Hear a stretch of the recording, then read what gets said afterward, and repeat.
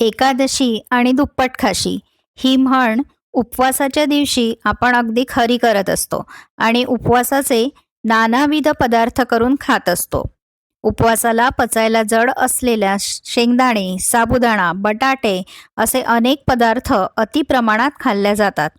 म्हणून आज मी तुम्हाला पारंपरिक आणि अतिशय पौष्टिक अशी एक खीर सांगणार आहे. ती आहे लाल भोपळ्याची खीर किंवा महाराष्ट्रात याला गुळशेलं असं देखील म्हणतात.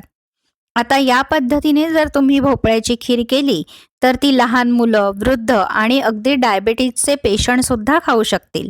चला बघूया कशी करायची भोपळ्याची खीर.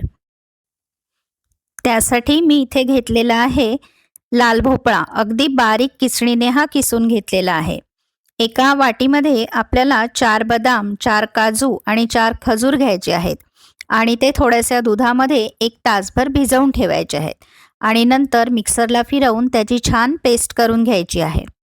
आता खिरीसाठी मी गाईचे दूध घेतले आहे, मलईसहित घेतले आहे, त्यामुळे आपली खीर ही छान मस्त क्रीमी होईल. आता खीर करण्यासाठी गॅसवर एक कढई ठेवायची, त्यात 1 चमचा गाईचे तूप घालायचे. नंतर हा कोहळ्याचा किस त्या कढईमध्ये घालून छान परतून घ्यायचा. एक थोडीशी वाफ काढायची त्याला, म्हणजे त्याचा कच्चेपणा निघून जाईल. भोपळा छान शिजला की त्यामध्ये दूध घालायचे आणि नंतर एक उकळी येऊ द्यायची. त्यानंतर आपण जी काहीही खजूर आणि बदाम, काजू याची पेस्ट करून घेतली होती, ही पेस्ट पुन्हा या खिरीमध्ये घालायची आणि एक छान उकळी काढायची. आता आपली अशी दाटसर खीर छान तयार आहे. खीर शिजल्यानंतर त्यामध्ये सगळ्यात शेवटी थोडीशी जायफळ आणि विलायचीची पूड घातली आहे. त्यामुळे आपल्या खिरीला एक सुंदर असा सुगंध येतो. अशी ही आपली पौष्टिक भोपळ्याची खीर तयार आहे.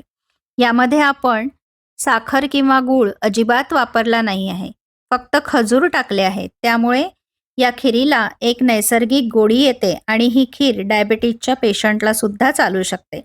अशी ही भोपळ्याची पौष्टिक खीर उपवासाच्या दिवशी तुम्ही नक्की करून पहा आणि नक्की खा. तुम्हाला त्याचे अनेक फायदे होतील. भोपळ्याचे आपल्या तब्येतीसाठी काय फायदे आहेत हे मी कॅप्शनमध्ये दिले आहे, ते तुम्ही जरूर वाचा, म्हणजे तुम्हाला संपूर्ण माहिती मिळेल.